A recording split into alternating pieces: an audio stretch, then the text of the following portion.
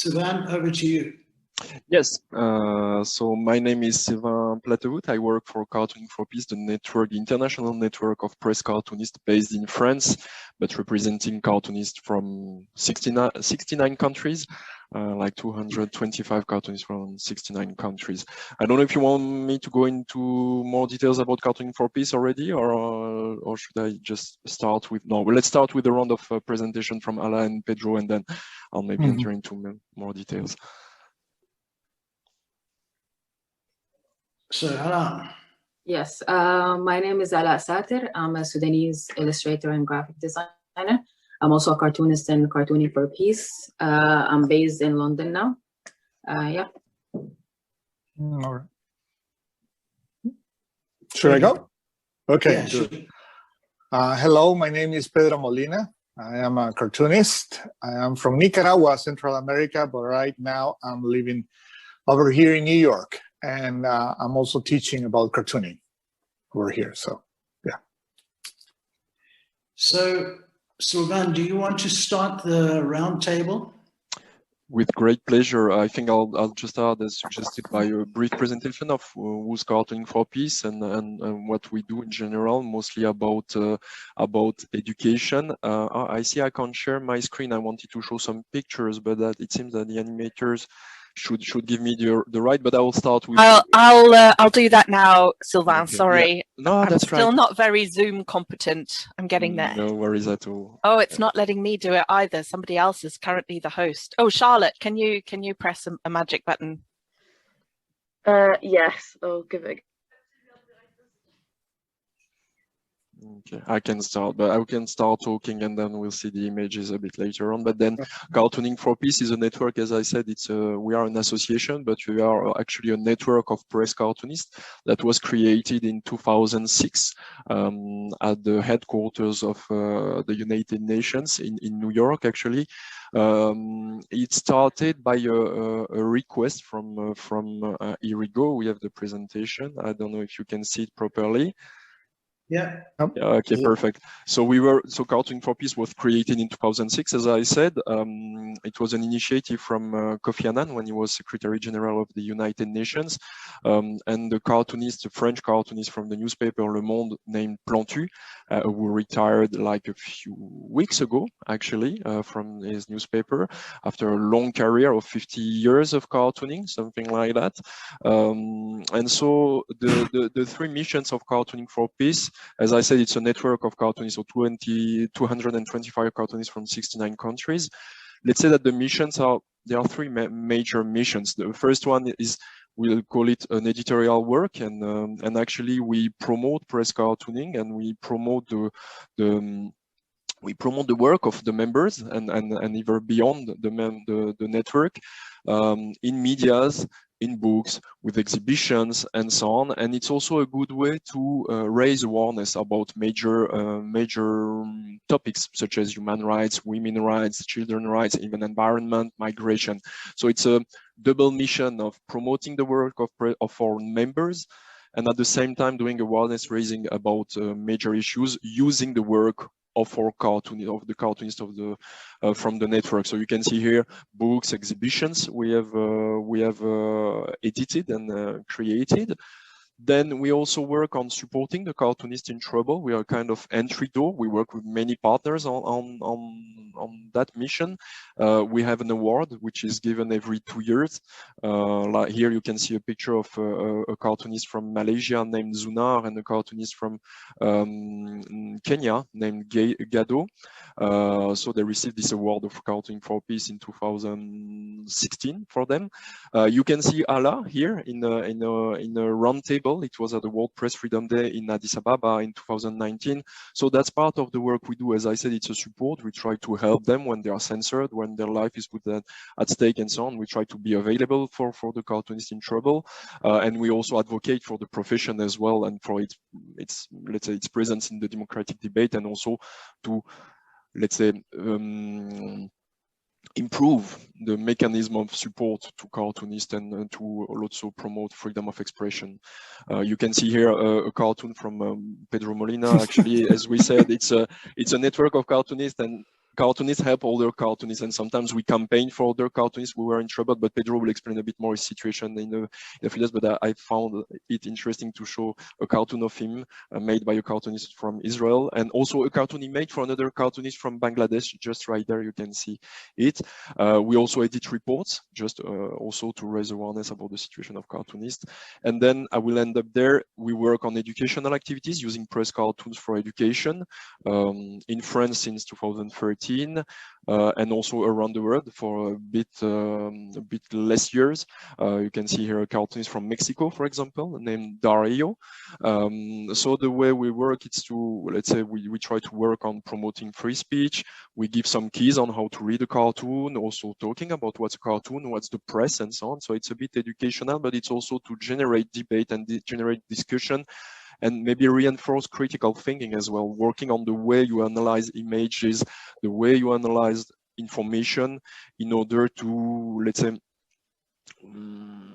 as I said, develop a bit more the critical thinking and of the audience we meet.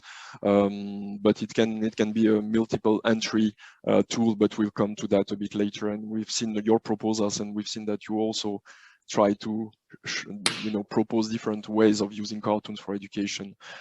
So we just edit exhibitions and booklets, so pedagogical tools. As you can see here, we organize trainings with education specialists and also cartoonists. It's not necessarily training, but we just try to generate synergies between people who are specialized in education and cartoonists. And finally, we organize meetings with youth and sometimes marginalized groups. We work a lot in prisons in France, for example. We have cultural activities in France, in prisons in France, for example. Like you can see here, it was a mural that was made, I think it was in the Ivory Coast in 2017.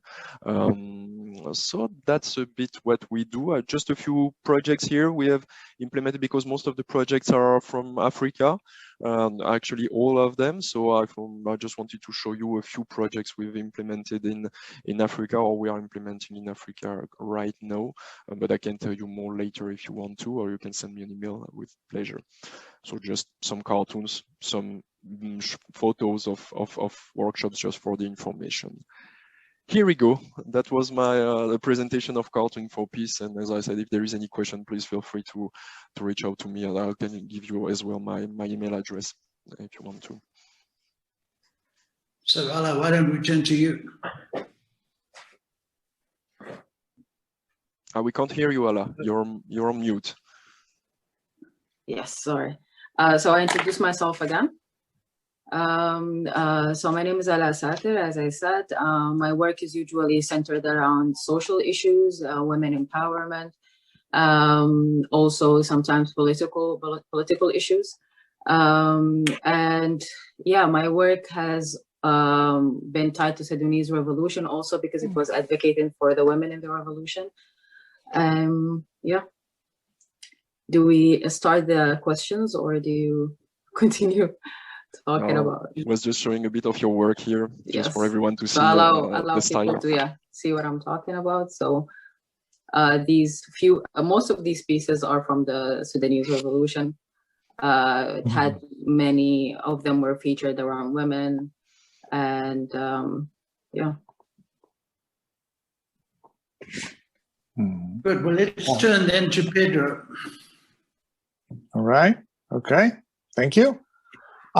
So yeah, like I was saying, I'm Pedro Molina. I am from Nicaragua, right in the middle of Central America. I have been doing cartoons for more than 25 years now, and but I'm quite young. I just started early. Like I was 17 when I started doing cartoons. So, like I was saying, I have been living here in the US the last 3 years. And the reason for that is that right now there is a dictatorship ruling my country. And I have been publishing cartoons, all these years in several newspapers in Nicaragua. And now I am doing it in a digital newspaper. So what happened in 2018 after the protest is that the dictatorship focused on the independent media and started going after journalists. And I worked with for a website, news website called confidencial.com.me.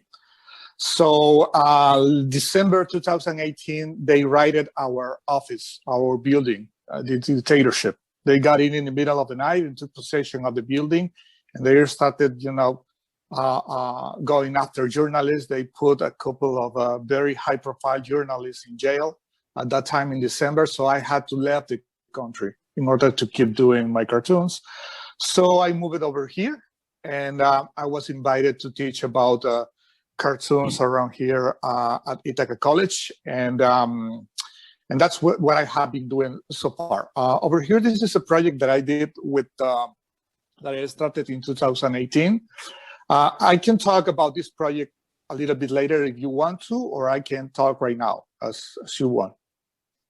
It depends on. Why don't you jump in right now? Why don't you jump in right now? Why don't you start right now? Tell us about this project. Okay, so this project in particular, I started in 2018. There is this ongoing thing called Inktober. Maybe the ones who are into drawing know about this thing.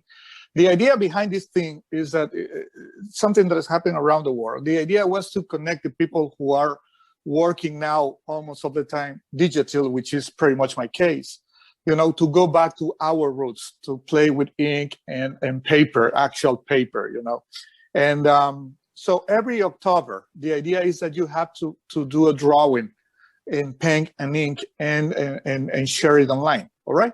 So that has been going on for several years now in the cartooning or artistic community. So in 2018, I have already been doing this exercise before, but in 2018, with everything that was happening in my country, I didn't have, the head to focus on doing something that wasn't connected to what's happening in my country. So what I did that October in 2018 is that I started drawing every day one victim of the repression in my country, right? And tell a little bit how they were killed and who they were, and started sharing it online every day, to try to attract attention to what was happening in Nicaragua, and also to start building a historic memory of everything that is happening still in my country. So this is a project that I have been doing since 2018. October has 31 days.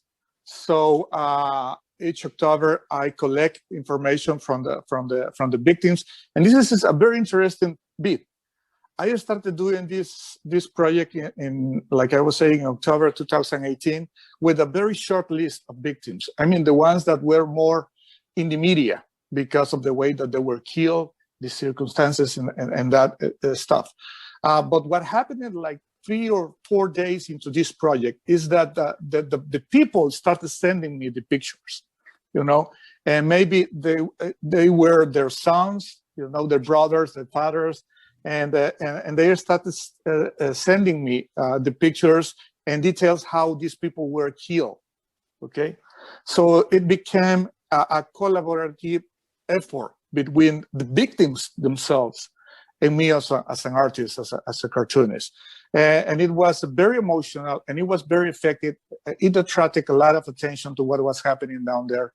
I did several interviews, and the images have been used, for example, in Mexico and some other countries, to protest and to raise awareness of what is happening down there. So this is the kind of stuff that you can do with pen and ink and cartooning. And I think it's amazing. And it's not about humor, as you may, notice. It's about using the art in a way that could speak to the people and connect with them to denounce what is happening in a specific situation. Yeah. Okay, that's great. Thank you very much, the three of you, for those presentations. I think we'll turn now to the questions which we've sent out. So why don't we pick up with the first one? I don't think we should be theological about these questions. Let's try and have a discussion amongst the group. But maybe the three cartoonists should start. So the first question, and we shouldn't stick to it if you don't want to, how cartoons reflect conflict, crisis situations, and related interconnected issues. So Pedro, why don't you kick off from where you are and give us some thoughts about that. Well, I think in my particular case, it's kind of hard because we came from a history of a very recent, well, maybe not very recent civil war in my country, but one that whose wounds are still there. All right. So you work in a post-conflict society, trying to make sense of what happened before and trying to avoid these things to happen again. Unfortunately, in my country, we get out of a dictatorship with a civil war. Then we stayed in a civil war for 10 years. Then we had 16 years of democracy, and then we lost it again. And now we are in another dictatorship.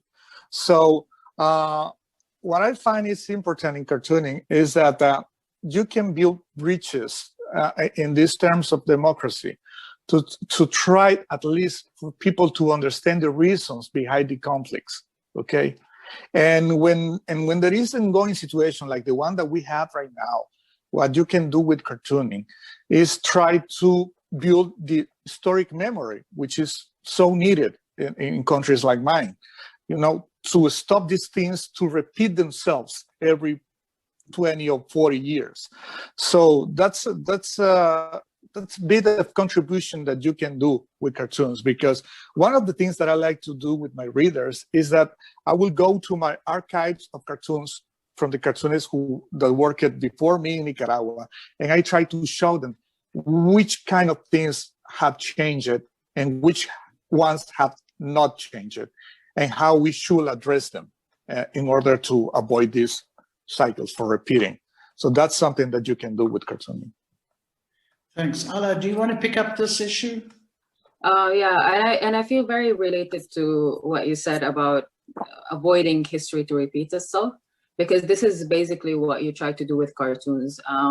You try to criticize a situation that's happening now, and by criticizing it, you allow people to kind of look more in depth with what's happening, and at the same time you put like some sort of a visual documentation for people to go back to. So it's most of it is kind of drawing history as we go.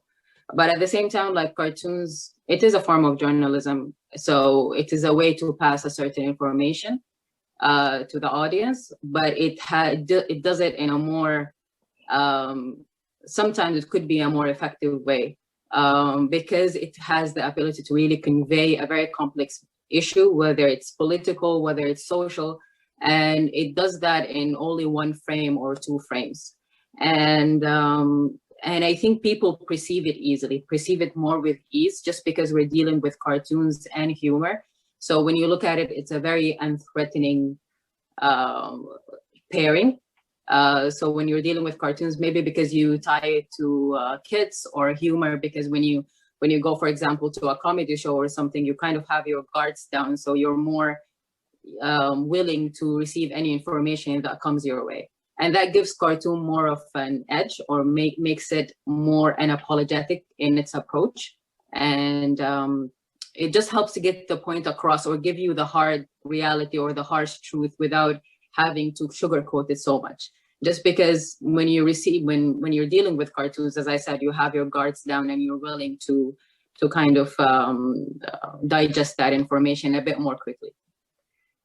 So that's why I feel like, yeah, it's very effective in relating talking about issues in general, whether they're political or social or whatever it is.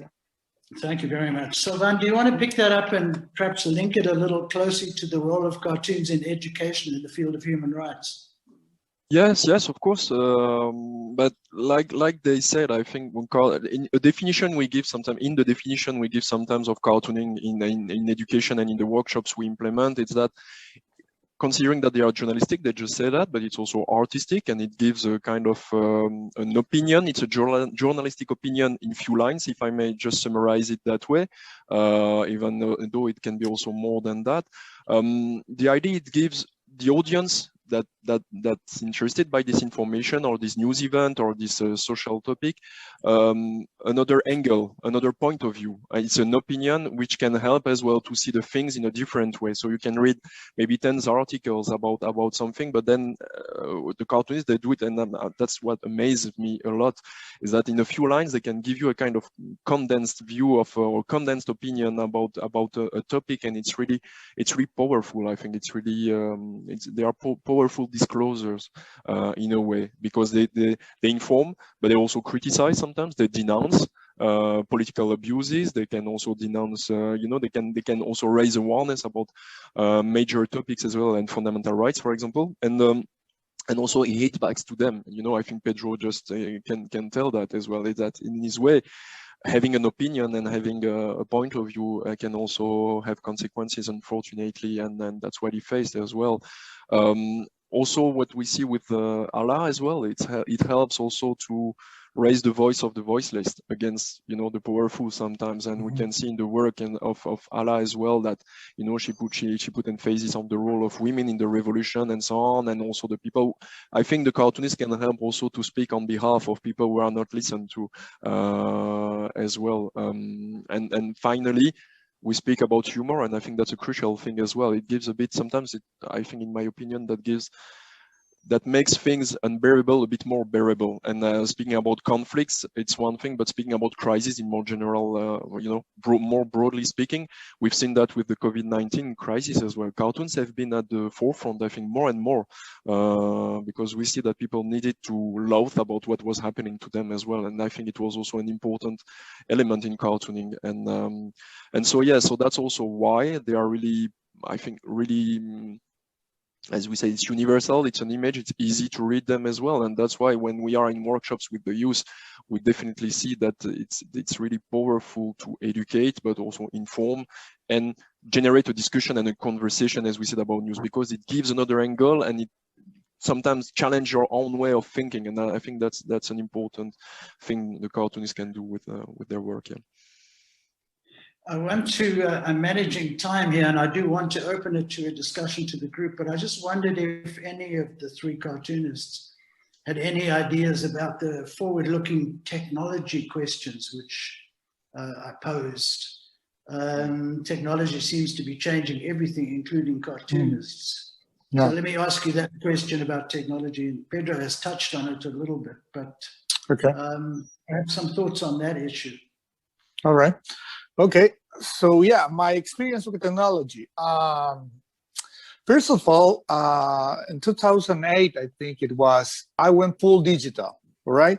So from the technical point of view, technology has been great, because until then I had to wait, for the ink to dry on the paper and the watercolor to dry, and it was a pain to keep editing this thing. When you are working in a newspaper, you need every second that you have to work in your craft, and the deadlines are there. And technology has been very helpful with that side, all right?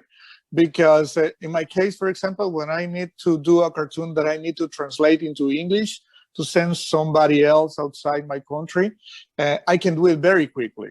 And that was very hard to do when you were working in traditional paper. That's the good side. The bad side is that cartoonists, press cartoonists, we developed side by side with the newspaper industry. Okay, we grew up with that. That was our nest. And but right now we can see that pretty much all newspapers around the world are kind of suffering a slow death. And that was one of the main reasons, because before I got into working in this digital news website in Nicaragua, I worked for a traditional newspaper for like 12 years. And I could see that trend, that the newspaper was dying. And even when it wasn't the only reason I decided to leave, it was one of the big ones. And it was a huge leap of faith, because one thing that you still don't see it as often, is that digital news websites hire a cartoonist, okay, to do cartoons for them. And so it was a bet. I mean, when I got in touch with Confidencial in Nicaragua, it was a bet from both sides. They wanted to see if this was going to work, if it was going to be fruitful for them to hire a cartoonist, being like that then are, well, a news website. And it was kind of weird. And also from my side, because I was used to work in a newspaper environment. I mean, I had my cartoon done for the next day, and in black and white most of the time, and then now I had to work every day in color. I have a nicer deadline because the website goes up every day at 6 a.m. And so you have a little more time to think about your cartoons. But if something happened and you need to react very quick, you know, because the website needs something to put on social media about what is happening that day. So it's something big, then you have to be ready to do something very quickly and put it online. And I am one of the few who actually has a paying position in a digital news website. But I am one of the lucky ones, even if I am not making a lot of money, I mean, in Nicaragua, but at least I am hired to do this. And that's something that I don't see in other countries. Actually, here in the US, there is another successful example of that, which is Politica.com. They also have a Matt Worker working for them, a cartoonist, and maybe 2 or 3 more, but I don't know why they don't bet on cartooning to attract readers to their websites and social media, because and I am talking in the name of Confidencial over here. I'm sure that it has been very, very good for both sides. For them, because it has, you know, attracted a lot of more readers to Confidencial, and for me, because I had this way of showing my work to a lot of more people in the digital world. And one of the good things about this, by the way, I don't want to let this out, is that in situations like the ones that are happening in my country right now, where, for example, the newspaper I used to work for was closed like 2 years ago because of the pressure of the dictatorship over that newspaper. That newspaper doesn't longer exist. So, and it has happened to some other independent media outlets in my country. So at least using social media, you can reach your audience in situations like the one that we have in Nicaragua right now, and you become like a reference for these people, and they start following you on social media, and the connection is stronger with your audience because of that. So there are good things and bad things happening with this. So I think the main thing that we have to figure right now is how to take advantage of this promotion tool, which is social media and internet in general, and how to make it profitable for the cartoonists to live under these circumstances, because that's the problem. Cartoons are more popular than ever, where you are no longer able to make a living out of this because there is still a way to monetize that content, which is the word that everybody uses now for everything. And so that's the challenge right now. Yeah, this is a challenge in all intellectual work, I think. Yeah. What is your experience with digital situation in a country like Sudan? I think for me, for example, I never worked with a newspaper. There's different reasons for that, but mainly because newspapers in my country kind of belong, or the narrative was always controlled by the previous regime. And so doing a cartoon and speaking your mind freely on a newspaper, that's something that doesn't usually happen. And also there's very certain rules on how the style should look like, what kind of topic are you gonna talk about? And I felt like my style also would have been very tricky to publish in a newspaper in Sudan. So kind of social media and technology kind of been my best friend, because that's my main platform. And the way I show my cartoons to the world is just by posting them on social media. The thing is, like Pedro said, it's just a challenging way to make a living. And it's not something that will, it's not a job that you can 100% rely on when it comes to because you don't get a lot of people who would hire you to be a cartoonist for a social media outlet. But at the same time, I feel like with the press, with the decline in like press sales, and the fact that people I don't think the young generation right now read newspapers as much as in the past, for example. And but I don't think that affects cartoons that much, because cartoons can exist anywhere. If it's not in a newspaper, it can exist in social media. And the fact that, for example, when cartoons first started, it was a way to help people who can't read, maybe at the beginning of the 15th century or something, for who people can read the newspaper to still be able to know what's happening through these cartoons. But now it's people can read, but they don't have maybe the same time, and we are kind of in a very fast-paced life that you need to go through information very quick, and there's a lot of information that comes to you in a very short amount of time. So cartoons kind of fit that maybe lifestyle that we live right now, that gives you the information that you need in one frame. It's really easy to scroll through them. And so I don't think the fact that the printing press is suffering right now or facing a decline will affect cartoons. I think it can still work with the same lifestyle that we have right now, because they are quick and easy to absorb. But maybe, yeah, the idea of finding a job or having maybe a sustainable income out of cartooning, with the lack of printing press right now is the challenge right now. Yeah. So, Ron, do you want to comment, and then we'll open it up to Yep. our colleagues? Yeah, thank you, Peter. That's really interesting to hear what Pedro and Ala said, and I want maybe to give maybe the point of view of someone living in Europe and speaking about maybe on behalf. I'm not a cartoonist myself, but speaking on behalf of what we hear from Europe as well. I think I like the fact that they say that, you know, in countries where it's under where freedom of expression is challenged, where there are no newspapers to publish them and so on. I think cartoons becoming online cartoons and virtual has been a huge of huge importance, and I think even colleagues like John Curtis and so on can speak about that as well. But the interesting thing that was mentioned by the few cartoonists is, know that it's online. There is two different things.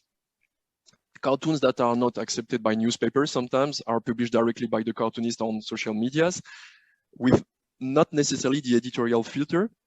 You see what I mean? Or the discussion about the cartoon, and sometimes there is no filter. Some of them say that. So it's launched on internet, and I want to come to that because that's something we see more and more in Europe, and Pedro, maybe in the States, it's also the same. It's the reactions to cartoons as well online. In a newspaper, you reach the audience of this newspaper. You speak to people who purchase the newspaper because there is a specific editorial line and this kind of thing. But no, on internet, it's open to everyone. And Cartooning for Peace was also created following consequences of the publication of caricatures as well. You know, remember the Danish caricatures from the Jyllands-Posten published in 2005? Actually, it was spread all around the world and generated the consequences, really tragic consequences all around the world, and it continues today. There was Charlie Hebdo, and there were other consequences recently also with the teacher who was killed, still with the same cartoons and following the same cartoons. So what I want to say about that is that there is this question of this new world forum of internet as well, and cartoons are more and more, what we see from experience, are more and more popular, but on the other hand, they are more and more criticized, and there are more and more consequences, and the number of controversies we see online for everything, every single line of a cartoon, you get insulted, threatened to death, and so on. So there is also this other side, or the flip of the coin as well, which makes the life of cartoonists a bit more complicated. And we have cartoonists who just simply say, I won't draw it anymore. This, I don't know, it could be this situation, this topic, this religion, I'm not going to draw it anymore. I will censor myself, because otherwise I'm tired of answering 2,000 people and being insulted online, and so on and so on. So there is this part which is which needs to be tackled, I think, or where we need also for which we need to teach as well the young generations. And even though I understand some, the opinions are important, but it's also to listen to the opinions of others and accept that we can have different opinions about different topics. But no, we have this feeling, speaking about this cancel culture phenomenon and so on, that sometimes it becomes it's more and more popular, but it becomes more and more complicated to use satire and caricature and so on. And it seems that cartoonists have to think twice before they make a cartoon, and maybe the colleagues can tell me that, but I don't know if that changed anything to their work, but I guess it did. But so yeah, that's just what I wanted to add to the conversation. Yeah. Thanks a lot. We have about 20 minutes. That's a great set of comments. Thank you, all three of you. So we have about 30 minutes, 20 minutes, I beg your pardon, for us to have an open discussion amongst the group. So if the technology people can rearrange it, we can proceed. I think there are two ways we can do it. You can try to come into the conversation. This is a relatively small group, or you could ask a question on the chat line. Well, so, Peter, may I pick up on what has just been said? Sure. Thank you. First of all, just I know the work that Silva has been doing, and it's been wonderful, but to meet you, Pedro, we've been Facebook friends. I don't know if you're aware of that for a long time, but to meet you and the person behind the signature that I know so well has been amazing. Allah, I've just through this meeting discovered your work, and it's been the highlight of this meeting. I'm looking forward to getting to know you better. But thank you. Just talking about the how digitization has changed or disrupted cartooning, and then the challenges that Sylvain has just spoken about, how social media has brought in new challenges for cartoonists, and there's obviously the financial side, and that's challenging all of us. And quite often in these fora, you find cartoonists bemoaning the fact that that digitization has disrupted everything, and that political correctness is eroding our space, and all of these things. But it's not unique to it's not unique to us. Everything has been disrupted, and it's been accelerated in this past year because of digitization. But photography, fashion, every single thing, everything that you can think of has been disrupted. When the virus eventually is dealt with, we'll go back to a world without movie cinemas, probably. And so it's not. And I think it's a challenge that we all need to embrace. And you mentioned that we must teach, Silva, you mentioned that we must try and coach the newcomers into this industry. But I think, and I'm hoping out of this project, that the youngsters will coach us, because a lot of us cartoonists have been clinging on to what we know, and we haven't disrupted our own industry. And it's quite unusual, that, because we're progressive. Generally, we're all progressive, and we're imaginative. But a lot of this, the way that we produce our work is very much the same as we've produced it over the years. Even those cartoonists who've moved across to the digitization. And one of the things that I'm hoping to explore with this project is what I've called, some of you will be, I've mentioned it before, but cartoons for social justice, in which is a term that I coined to identify a genre of cartooning, which, and I think speaking truth to power is important, and these hard-hitting cartoons will always be very important. But they tend to, just speaking to what Sylvain was talking about a few minutes ago, they more often than not, they don't convince people who are already entrenched in their beliefs. They don't turn a crooked politician into a clean politician. All they do is they empower people to complain about it and make a noise about it, which serves a good purpose. But I'm just wondering whether, and maybe with the guidance of the youngsters that we're bringing into this project, we could find a way that is more convincing, that advocates in less of a maybe confrontational way, but a more convincing way. And I wonder whether the three of you could speak to anything to that a little bit more, just a more passive way of, and I'm not for 1 second saying that we shouldn't have just published a cartoon about the Middle East. All three of you will know that what that does on your social pages. I've got friends fighting friends, and I'm getting rude messages on my phone and everything. But I know that cartoon is not going to change anybody's viewpoint. All that cartoon does is it expresses my opinion, and it galvanizes people who agree with my opinion, but it doesn't change anybody else. And I wonder whether, particularly as we bring youngsters into this field, I wonder whether there can be anything to be said for cartoons that advocate better in a way that can convince people of the good sense of of one's argument. I don't know if I've explained that well. Thanks, John. Cara, you've had your hand up, Cara. I do have my virtual hand up.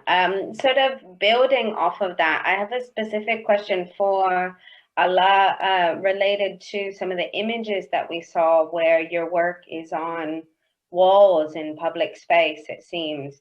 And I wonder if that's maybe a moment of transition or a way in which a younger generation of cartoonists, illustrators, muralists are blurring these boundaries. And if you could talk about your work on, social media compared to your work in public space, and where those murals are, and how that kind of defines or undefines you as an artist, and how that positions you in this new generation. Is there anyone else in the broader group who wants to ask a question of some? Raise their hands, speak now, unmute yourself and talk. Anybody else want to raise a point? Well, why don't we, I'm looking at the youngsters in the group and wondering if one of you are going to respond to John here, which I think, the broad point he raises is so important, and we do have to learn. So why don't we pick up Cara's point with Ala and then open it up to John's other wider point about the young teaching the old. So Ala, why don't you respond to Cara's point? Can you do that? Yes. Okay. Thank you, Cara, for the question. I think murals really was doing the murals during the revolution. It was a very kind of eye-opening experience because, as I said, like during the revolution, all the media outlets that were reporting on what's happening in Sudan was not genuinely talking about what actually is happening there. And we're not talking about the numbers, and we're not talking about the people's demands. there was the freedom of speech in Sudan, and it still is kind of very much challenged. So art was kind of a way to control the narrative. It was a way to talk about the demands that we wanted to talk about, to address certain issues that we wanted to address. And during these time where we're going through a political change, most of these protests were led by women, and a lot of us were trying to also talk about where women empowerment falls in all of this, and how we're going to change a political system to a new one that kind of doesn't put us at a disadvantage like the previous regime did. How can we ensure equality? How can we ensure that our voices are heard and our voices are being valued? So, and during all this time, it kind of was, there's another movement was happening to kind of silence these women's voices by saying that this is not the time for us to be talking about these kind of things. We're going through a political change. So let's just stick to that. Let's just change the system and the political system.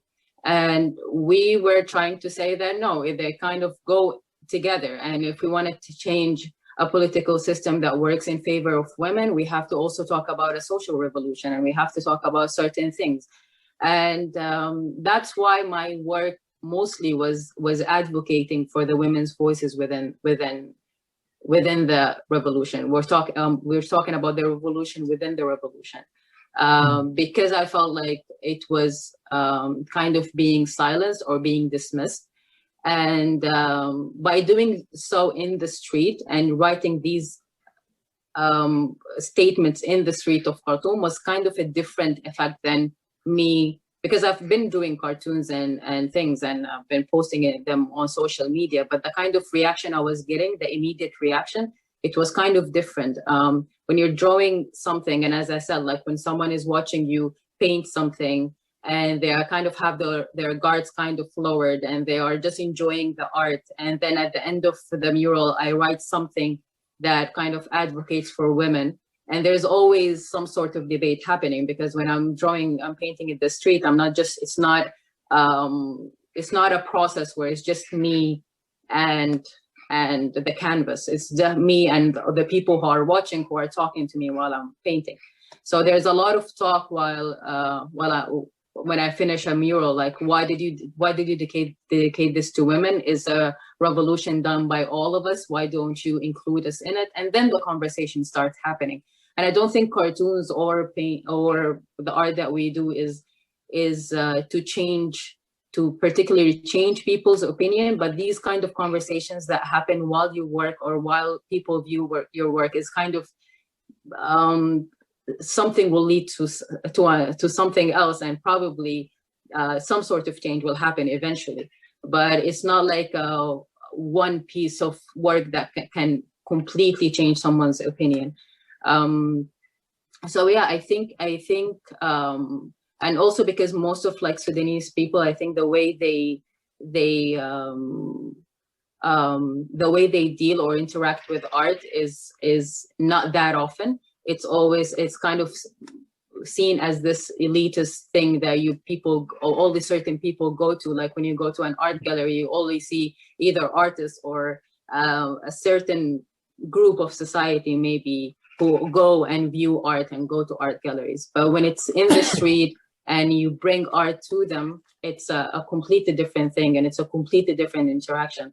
And I felt like there was, for once, like there's appreciation towards art being like a vehicle of change, or being able to do something, or being a weapon that used against violence and against dictatorship.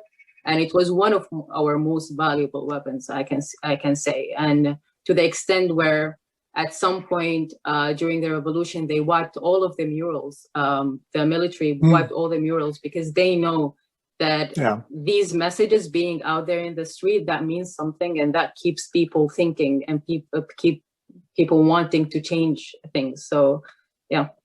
You're right. Yeah. Okay, so we have a few minutes left. Does anyone else want to open up another area? Pedro, I'm going to come back in a minute to the Okay. To the cartoonist. Hold on. Any other voices in the group that want to say something? Because we have to turn now. So if that's the case, again, that bitch time is against us. So let's ask the three cartoonists to come in and say something final, trying to respond to the points that have been raised between Cara and John, and to any other thing that you want to say. So Pedro, why don't we start with you? Okay, thank you. So yeah, addressing some of the points that John was talking about. Like I said, I am also teaching about cartooning. I have done a couple of courses. One of them is about the appreciation of cartooning as a genre. And the other one, it's an art one.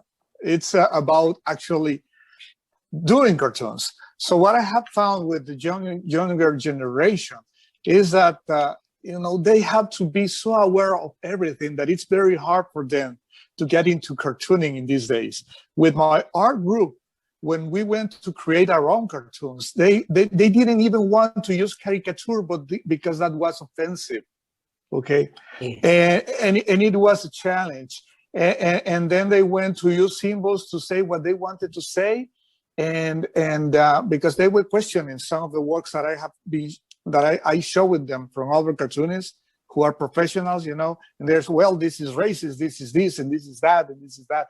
But when they came to the point that they needed to create their own stuff, I started to questioning some of their ideas and saying, well, somebody could say this about your work, okay? And this is not what you are trying to say. So, and then they think, oh my God, I didn't think about that. So this is what happens. So what we have to learn, first as an audience, we have to educate the people to care more about the context, okay? To understand the context in which you are working, to understand what you are trying to say with your cartoons. That's one thing. And about changing minds of the people, I think that the way that you can change minds of the people is to work with arguments. I mean, it's not about doing cartoons just because you are angry that day to some group, to some politician or something, and you put something, a cartoon that is very funny, but it's just trying to make fun of this politician that you especially hate, but trying to come up with an argument. Why do you hate that politician? All right. And the way to change minds is to challenge with arguments, because most of the time fanatics doesn't have arguments. So when you challenge with that, then you are making something, because maybe they are realizing how few of their own thought is in that idea that they are pushing without thinking twice about it, right? So that's one of the things that you can do with cartooning. And about all the situation that is going on about cancel culture and everything, use it as a topic for your own stuff. Talk about that. Talk about the good things and the bad things that comes with it. Don't become just part of it. Look at from outside and see, okay, this is the good thing about this, and this is the bad thing. I have been seeing a lot of great stuff done by young cartoonists, very progressive cartoonists over here in the States, that you will not see in print at all, talking about the cancel culture, and why some things need to be changed and should be changed. And then some other cartoonists from the other side saying why this is a danger. And in the end, you realize, you come out to the conclusion that you have to stay away for extremes, wherever the extremes are, okay? Because that's where the danger is. That's where fanaticism is all the time. It doesn't matter the topic, stay away from extremes. That's what I wanted to say. Yeah. Thanks a lot. Sylvain, why don't we turn to you and then take Ala last? Yeah, I think everything has been said, but that's true. I think in the experience we've seen, it's true that with the digital world as well, cartooning, like editorial cartooning and press cartooning, has evolved and has changed and is maybe more activist than you know than sometimes just journalistic. You see what I mean? It's just it's always an opinion, it's always a point of view, a critical point of view. But I have the feeling that when I see young generations of cartoonists, or not even, they are not young themselves, but starting in the work, and we've seen that with cartoonists in China, for example, like Yu Cao and some others. It seems that they have a more political message to pass on, more than commenting and criticizing every topics. You see what I mean? And even Zunar in Malaysia was just handling one topic and just working on it, and just trying to raise awareness about it and so on. So, and the question is, with the young generations, and Pedro just said that as well, we have this feeling that they care more about the topics and what's going on around them. You know, it could be environment, it could be racism, it could be, I have this feeling when we see in schools and so on, they care more about all this. But on the other hand, they care so much that sometimes they have strong opinions about things and they stop debating sometimes. And it seems that we are more, and on the digital world, it's the case, more the world is open, more our mind seems to be closed. You see what I mean? And sometimes we have one opinion, and as you said, I think, John, is that opinions and cartoons and other things go in the same way. I won't go speaking about algorithms and so on that just make you seeing what you want to see, what you want to hear, what you want. And it seems that we have lost a bit this question of dialogue and this question of discussion, and just accepting the fact that the point of view of others count as much as mine. I just wanted to say that, and that's something what we try to do in the workshops we do, is just with the cartoon. Okay, you can disagree on a cartoon, and the cartoonist has an intention when he makes his cartoon. He wants to pass a message, he wants to convince. But then you can agree or disagree on it. But the idea is not, you know, is not to cancel the opinion of the others. That's something which is, for me, is really crucial to remind. And speaking about caricature, and that's why I was speaking about teaching, what we miss is that they have, it seems that people have more and more opinions, and the young generation have more opinions, and it's great, and it's really nice. They get really interested by everything, and with the social medias, they can do even more.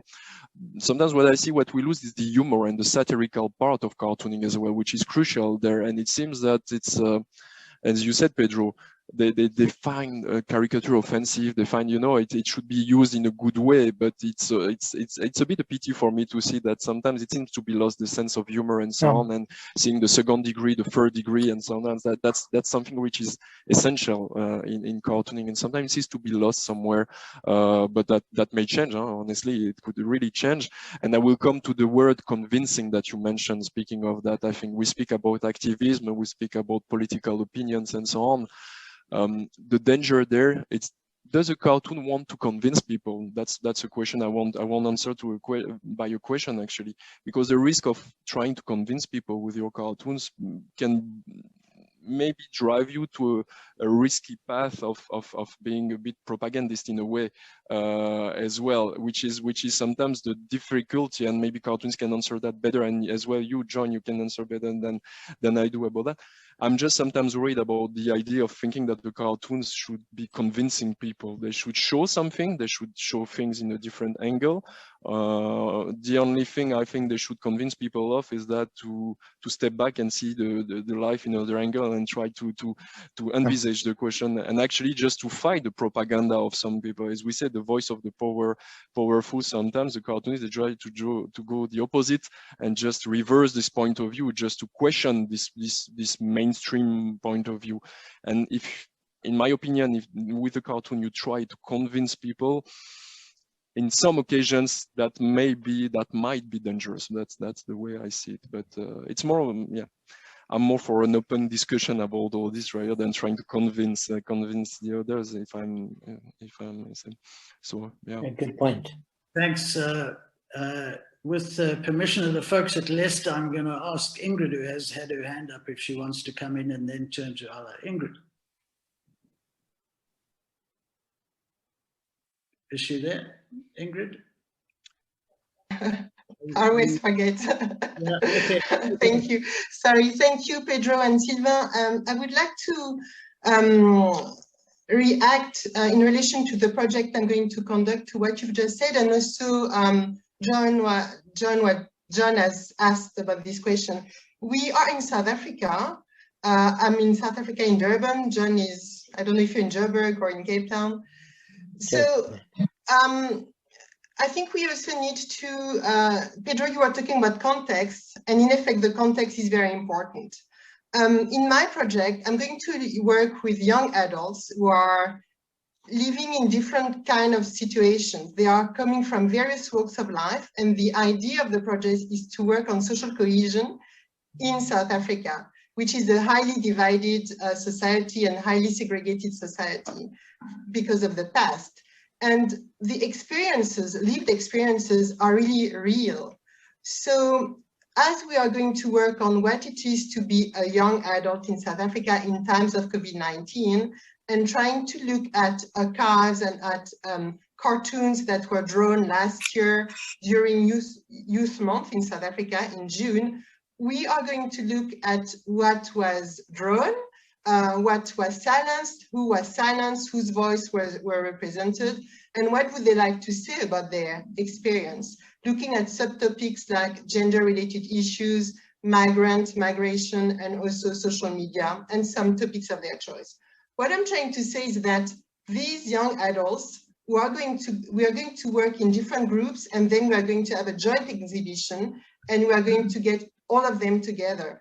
But what is going to come out of that is not just opinions about cartoons. It's actually strongly related to their lived experience. And I think that, for example, Sylvain, when you talk about losing a sense of humor, I really understand what you say, if I put myself in your shoes from France, for example, or from Europe. But when we are here in South Africa, can we really laugh about everything if I'm starving? Because I'm going to be with young adults who are starving. So is it, where is my sense of humor if I haven't had any food in my stomach in the morning? I'm trying to put the situation back in the context here, one thing. And also, racism is very, very alive in South Africa. So how do we address this question that is not just an opinion, it's not just, something that happens once in a while, it's deeply entrenched in our society here in South Africa. So how do we address this question? And I've been working these past few days with Francisca, who is dealing with the questionnaires for the participants. And we've been going back and forth talking about humor. The sense of humor is also very cultural. So how do we address this notion of sense of humor? Because what might be super funny for me might be in effect offensive. Not that it is necessarily placed in the censor culture, but there is a reality of the connection because of the real experience, the suffering of people, and the cultural relationship with humor. And I do feel that this is going to be very interesting, but also very challenging. And I'll be happy, John, to liaise with you about this and maybe ask for your advice as I go along with this project, because yes, this is going to be very sensitive, very interesting, very exciting, but it is also going to be very sensitive. And the context is not external. It's part of us, and we are in it too. So I don't know. I will need help. I know we need help. Sylvain, I'd be happy to get some of the material as well and liaise with you as well, because you guys have been developing a lot of interesting educational kits, and it's part of it. So as I was saying to Francisca, I think that we need, and Pedro, this is what you just said, we need to think about steps. We need to work step by step, because it is impossible to just talk about everything and take it for granted. We are going to talk to, in my case, to youngsters who've never really engaged with cartooning. So besides reading a cartoon, it's also about, have I ever thought about this? Or humor, what is it actually? I don't really know. I never really thought about what humor is. So I think we have a lot to think about, and we need to, I think, exchange and liaise on that. Yeah, and I think I remember that in your proposal you were asking maybe for some some support and using, and we would be happy to have as I said to Francisca, have a chat with you about it. And just to come back on the question of humor and racism and let's say the difference between cultures, that's also why we in the work we do in Cartooning for Peace, the pedagogical tools we edit and so on, we always try to put cartoons which are local and which are from other countries as well on the same topic, because for us it's essential, as you said, I think, and that's a good point you made. That's true. Maybe I'm influenced by my own context here and what I see in Europe, of course, but I also work a lot with colleagues in the Ivory Coast. Leon isn't there, but and I realized that the sense of humor, and that's why I want to put it back as well in a different way. But for example, I know that in the activities they implement in the Ivory Coast, they put humor in, and even though, as you said, the situation of Ivory Coast is not easy either on major cases, but they make humor of it as well. And then it's not only in France, and deeply they put humor really in the heart of their work, and I think it's a crucial thing to do. And again, I repeat myself, I'm sorry, because but that's what we try to do. We tend to do in Cartooning for Peace. It's really working on, you have one topic and you can have a cartoon from Sudan, a cartoon from Nicaragua, a cartoon from South Africa. And as you said, it's interesting. That's the great thing, is to see how people react to that, to this variety of approaches about one topic. So I think that's, I hope we can work on that. And that might be, I don't know if it's an advice, but I think it's really nice to show a panel and a panache of different cartoons just made in a different ways, and that's why it's so rich. And I have myself a preference for some styles, some kind of humors, as you said, but that's where you will see how they react, and then how they can, and maybe they won't laugh, and maybe not.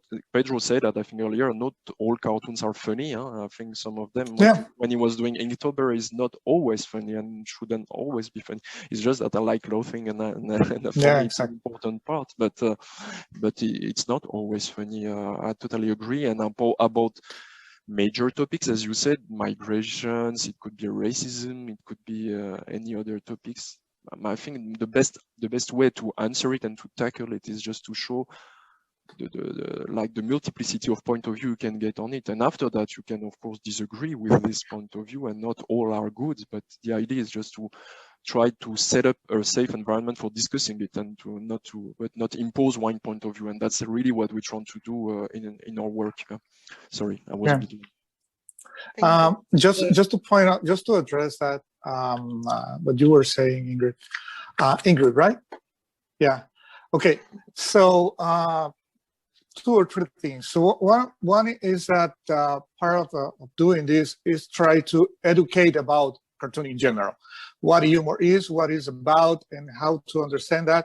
One of the best ways to do it, like Sylvain was saying, is to address one topic from several countries, all right? And that's one of the things that I have done while I am teaching here, and trying to explain, how do you think this cartoon, for example, is racist? And they will say, yeah, because, this cartoon was done in this country, and in this country, because of their own context, they don't see that as that. But you see that as that because you have a different education. So let's talk about that. And let's not assume that everybody's out there just to offend, because that's another misconception of this craft, that you are all the time trying to offend somebody. Well, of course, you are trying to offend politicians and corrupts and all those kind of people, but it's not always the case with the rest of the population. And that's one of the things. And the other things is about humor, like I was saying before. That's another misconception of this, that you have to always be funny. I mean, it's great if you are funny. It's absolutely great, but it doesn't mean that you have to do it all the time. And one of the best ways to connect with people is to think first about empathy. Okay, using empathy to connect with the people, and going from there. And another good starting point is that even when we may have our own difference, try to come up with those things when we all connect, that we all suffer. For example, we all are complaining. It doesn't matter where you are on the political spectrum. We're always complaining about, those haters on the internet. So that could be a starting point. For example, trying to come up with things where all of us can connect, a minimal agenda, if you want, about some topics that you want to start with, and then start to grow stuff from there up, and that's the way that you connect breaches. Poverty is one of those things. You may be white and I can be black, or I can be brown, or I can be whatever you want to. But if we are all poor, then we can connect in the necessity that we all have.